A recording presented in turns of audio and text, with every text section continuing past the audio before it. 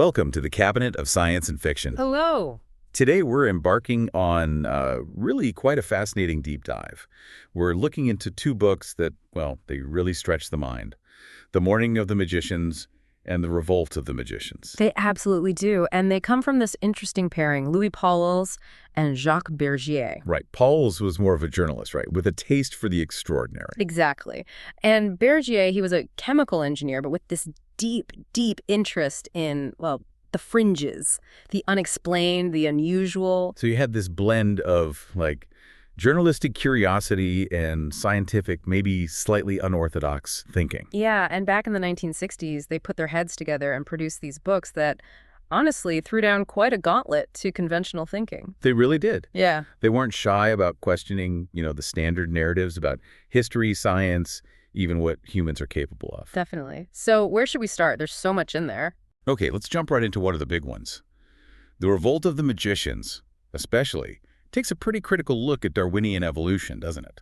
It does. It's not quite a flat-out rejection, more like poking holes, suggesting alternatives.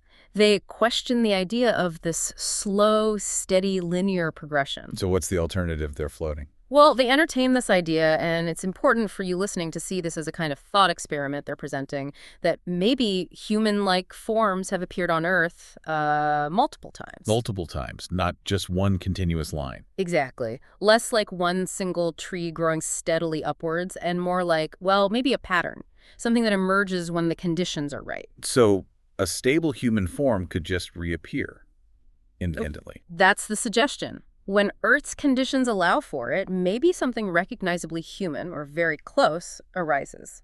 The takeaway for you here isn't necessarily that this is what happened, but it challenges that simple A to B to C picture of evolution we often get. It suggests things might be way more complex. That definitely forces you to rethink the timeline. And they bring up some, well, pretty startling ideas about how long humans might have actually been around. Yeah. Much longer than the standard view. Oh, absolutely. They point to things like a UNESCO conference back in '69. Apparently there's quite a bit of debate there among anthropologists and paleontologists about whether Neanderthals were even our direct ancestors. Really? I thought that was more settled now. Well, according to Pauwels and Bergier, it was very much up for debate then. But even more provocative were these finds they mentioned from Chad. Chad, what was found there? Evidence, or potential evidence, suggesting human tool use, even burial rituals, dating back, wait for it, 6 million years. 6 million! That's staggering. That completely rewrites the textbooks, doesn't it? If accurate, yes. It pushes everything back so far. It suggests beings doing quite complex things much, much earlier than we generally think. It really challenges that whole idea of a relatively recent step-by-step ascent. And this wasn't just about when humans existed, but also where. They get into the whole idea of continents moving around, continental drift. Can you give us a quick refresher on that for, anyone listening who isn't familiar? Sure. Continental drift, basically, is the idea that the continents haven't always been parked to where they are now. Think of them like giant rafts floating and slowly shifting on the Earth's mantle over millions of years. Alfred Wegener's idea originally, right? Met with a lot of resistance at first. A huge amount. But now, with plate tectonics, it's fundamental geology. Pauwels and Bergier bring it up because it connects to some other really intriguing evidence they discuss. Which leads us to those maps, the Piri Reis maps. These are pretty famous in these kinds of discussions. What's the deal with them? Right, the Piri Reis map. It's from the early 1500s, but it's believed to be compiled from much, much older source maps. And the really weird thing is how accurate parts of it seem to be, showing coastlines that theoretically shouldn't have been known then. Like Antarctica. Exactly. Parts of the Antarctic coast are depicted, seemingly, before it was completely covered by the ice cap we see today. The detail is remarkable. Okay, hold on.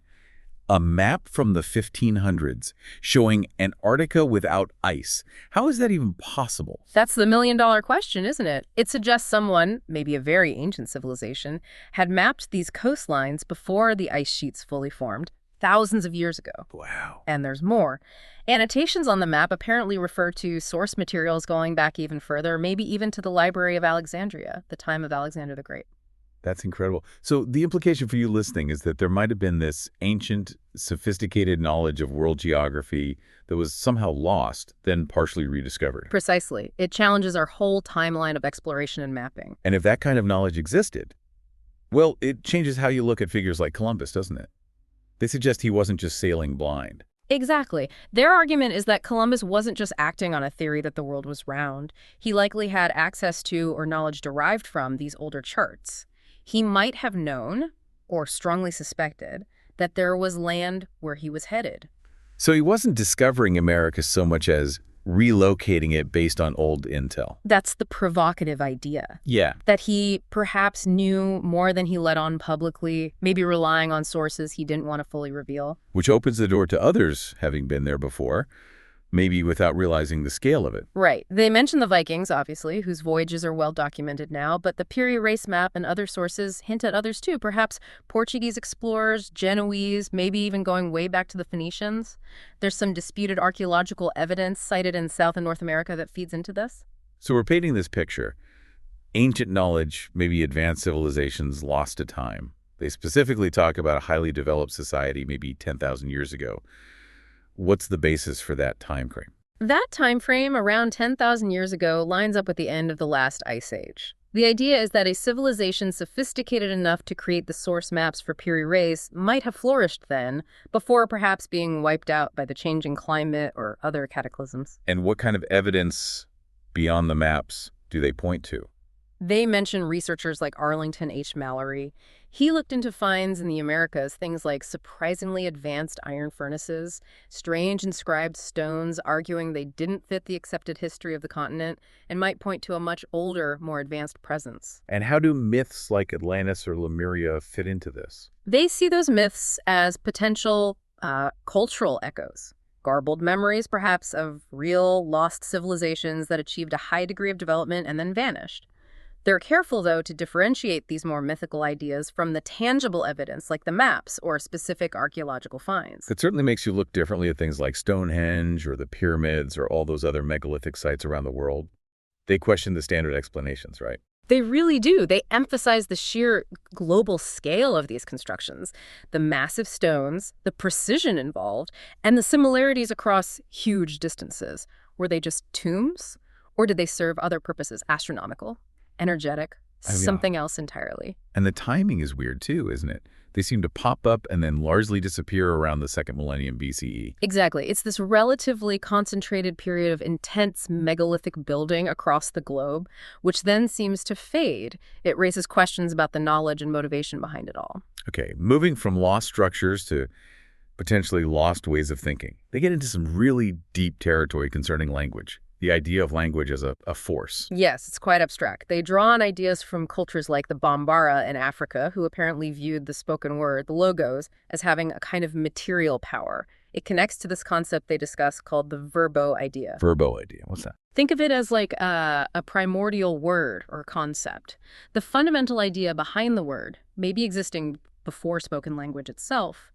They float the idea that maybe early communication was more direct, less reliant on sound and our senses. Like that Bambara belief in a golden age where communication was almost telepathic. No need for talking. Sort of, yeah. A more intuitive connection. Spoken language, in this view, might actually be a lesser, more limited form that developed later. And what about those master words from Gnostic thought? Keys to reality. That's the idea, that certain fundamental sounds or words resonate deeply with the structure of reality itself. That language isn't just descriptive, but potentially creative or interactive with the universe in some way. It's very mystical. Which brings us to the practical challenges, like deciphering actual ancient scripts we do have, like the Indus Valley script. What's the potential hidden there? Well, the hope is that as our tools get better computers, AI, we might finally crack these codes. The Indus script looks really complex, maybe on par with Egyptian hieroglyphs or Sanskrit. If we could read it, imagine what we might learn about their society, their beliefs, their history. It could totally change our understanding of that whole civilization. And this ties back to that persistent idea found in many cultures of a single original language. Lincoln Barnett mentioned this, apparently. Yeah, it's not just the Tower of Babel story. Pauwels and Bergier point out that similar ideas about a lost proto-language appear in ancient Egyptian traditions, Hindu texts, Buddhist lore. It reflects this deep human intuition, maybe, that all languages, and perhaps all knowledge, share a common source way back. Then you have things like the Voynich manuscript. They call it a potential bomb under our knowledge. That's strong language. It is, because it's just so baffling. Here's this entire book written in a script nobody can read, filled with illustrations of plants that don't exist, bizarre astronomical charts. Is it an unknown language, an incredibly complex code, or just an elaborate hoax? We don't know, and if it is real, what secrets does it hold? It highlights how much might still be completely hidden from us.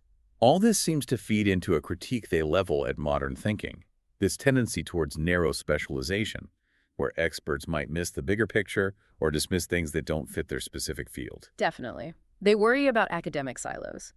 When you're hyper-focused on one tiny area, you might dismiss groundbreaking work that crosses disciplines or challenges the foundations. They use Chiklovsky's astronomy book as an example, apparently full of brilliant ideas, but largely ignored because it didn't fit the mold. And it contrasts with how often major breakthroughs seem to come from outside the system, from amateurs or independent thinkers. Right. They champion these figures. Boucher de Perthes, who first recognized really ancient human tools, Schliemann digging for Troy based on Homer, Charles Hapgood pushing continental drift before it was widely accepted, Norman Lockyer and his solar discoveries. It suggests that sometimes you need that outside perspective, that willingness to chase an unorthodox idea. Thinking about deep history again, they touch on the sheer difficulty of surviving the ice ages. How did Paleolithic people manage? And could they have stored knowledge somehow? What are these reserves they talk about? Well, they speculate. One interesting idea is about food reserves like naturally occurring wild wheat that existed long before agriculture and could apparently stay edible for ages. Maybe there were natural larders that helped people get through the lean times. And then there are places like Marcahuasi in Peru, that high plateau with the weird sculptures. Yeah, Marcahuasi is fascinating. It's this naturally fortified plateau, difficult to access, covered in these strange rock formations that look, well, sculpted. Some look like animals' faces, including the famous head of the Inca. And that has some kind of inscription, like a chessboard. There are markings on it, yes, that some have interpreted as resembling a chessboard or some kind of grid. The authors suggest Marcahuasi might have been a refuge, a place where knowledge or people survived some ancient catastrophe. The sculptures and markings hint at planning, symbolism, maybe a lost history deliberately preserved there. They also question the dating methods we rely on, like radiocarbon dating, especially in places like Peru. What's the issue there? They argue that while C14 dating is useful, its accuracy depends on assumptions about atmospheric carbon levels remaining constant, which might not always be true. They suggest local factors in places like the high Andes, maybe altitude, maybe background radiation, could potentially skew the results, making things seem younger or older than they really are. It just adds another layer of uncertainty to the chronology. Shifting to ancient art, Leroy Gorhan's interpretation of cave paintings is really interesting. It's not just pictures of animals for hunting magic. Not according to him.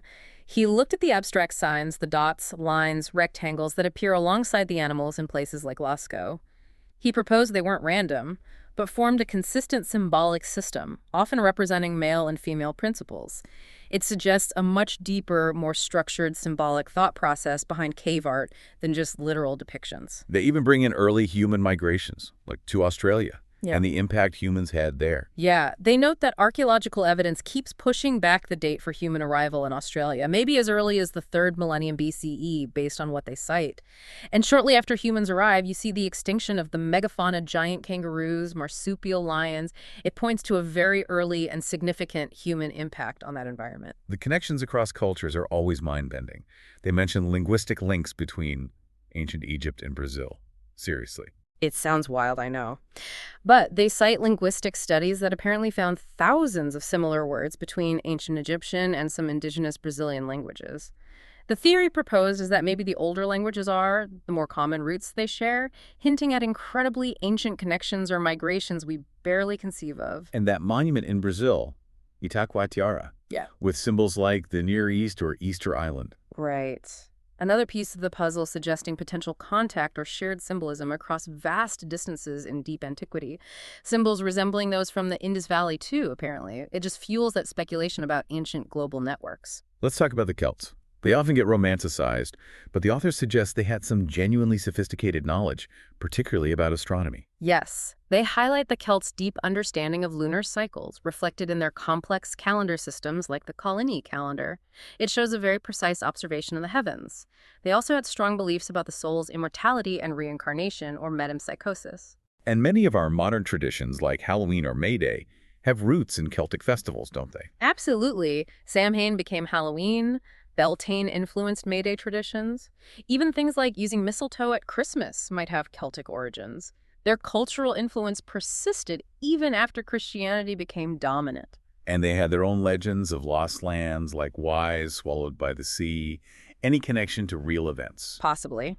There were known periods of significant sea level rise and coastal changes around the Bronze Age, roughly 1200 BCE and later.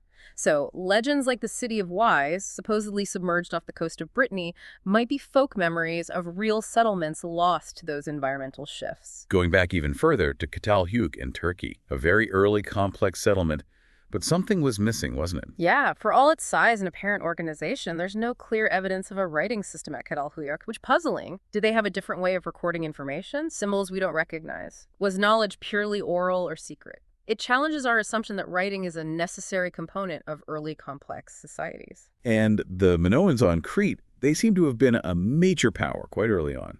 What was their reach? They were really the first major maritime power in the Mediterranean, the kings of the sea in the Bronze Age. Their trade networks were vast, reaching Egypt, the Near East, mainland Greece. Pauwels and Bergier even float the somewhat speculative idea that Minoan engineers or architects might have been involved in building some Egyptian pyramids, given their known skills. It really reinforces that idea about myths often having a historical core.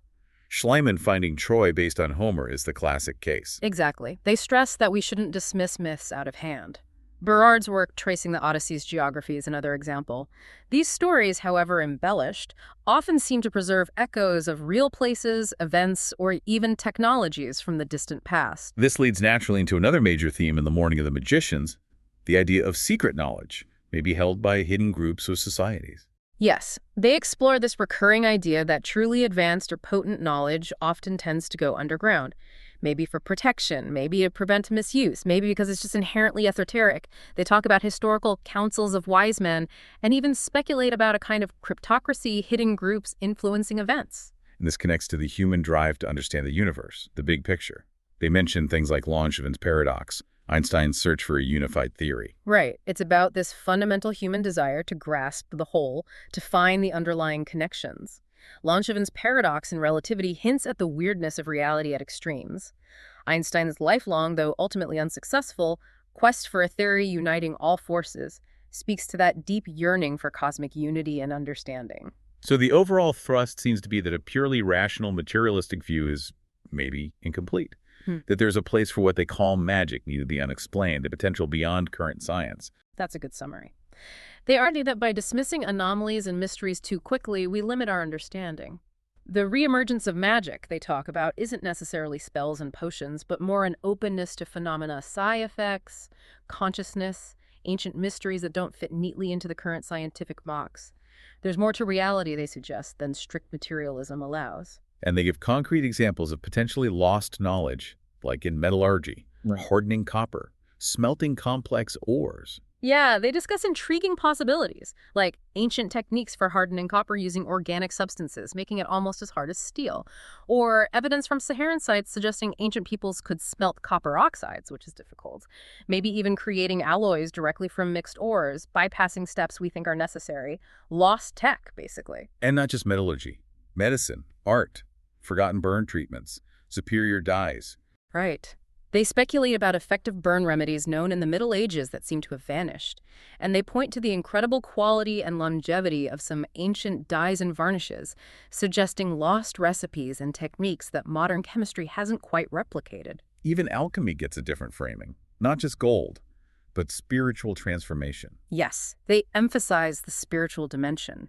For the true alchemist, the physical work, the heating, dissolving, combining, was a mirror for an internal process. The goal wasn't just metallic transmutation, but the transmutation of the alchemist's own soul, achieving a higher state of being. The long, repetitive processes were part of that discipline, inducing a kind of fatigue in matter and spirit to allow transformation. Okay, now we have to touch on the really dark side. They explore the connection between Nazism and the occult. This is pretty chilling stuff. It really is. They argue forcefully that Nazi ideology wasn't just political extremism.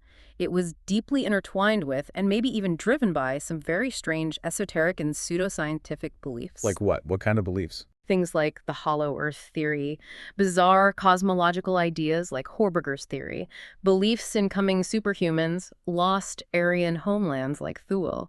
They point to groups like the Thule Society as having a direct formative influence on early Nazi leaders and their worldview, including this idea of seeking an alliance with some kind of hidden power, a king of fear. Horberger's ice cosmology, Welteislair. Can you explain that briefly? It sounds completely nuts. It is. Horberger basically proposed that ice is the fundamental substance of the universe.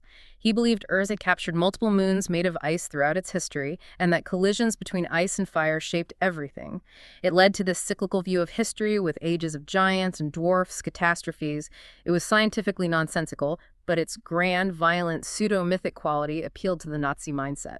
Wow. Okay. Shifting gears completely towards the end here, they also touch upon the enduring question. Are we alone? The UFO phenomenon and the search for extraterrestrial life. Yeah, they tap into that deep human curiosity. The rise of UFO reports in the mid-20th century reflects this, and they note the scientific side too, calculations emerging, even then, suggesting vast numbers of potential planets in our galaxy, making life elsewhere seem statistically plausible. The search for signals, the Drake equation, it's all part of that same fundamental question. And briefly, they mention early parapsychology too, telepathy, healing. Yes, they touch upon early experiments exploring things like telepathy, trying to scientifically test thought transference between senders and receivers, and also looking into paranormal healing, suggesting maybe a telepathic link or some unknown energy transfer could be involved. It's all part of their broader theme of exploring human potential beyond the conventionally accepted limits. So wrapping this up, the ideas in The Morning of the Magicians and the Revolt of the Magicians, they're definitely out there sometimes. But they certainly give you a lot to think about, challenging conventional views of history, science, everything. They absolutely do. They encourage you, the listener, to keep an open mind, to question assumptions, and to consider that maybe, just maybe, reality is stranger and more mysterious than we usually imagine. It's an invitation to intellectual adventure. A potent invitation indeed. These books really push you to look beyond the surface. Yeah, they remind you that there are still huge enigmas out there, and maybe the most exciting discoveries are yet to be made, perhaps by looking where nobody else is looking.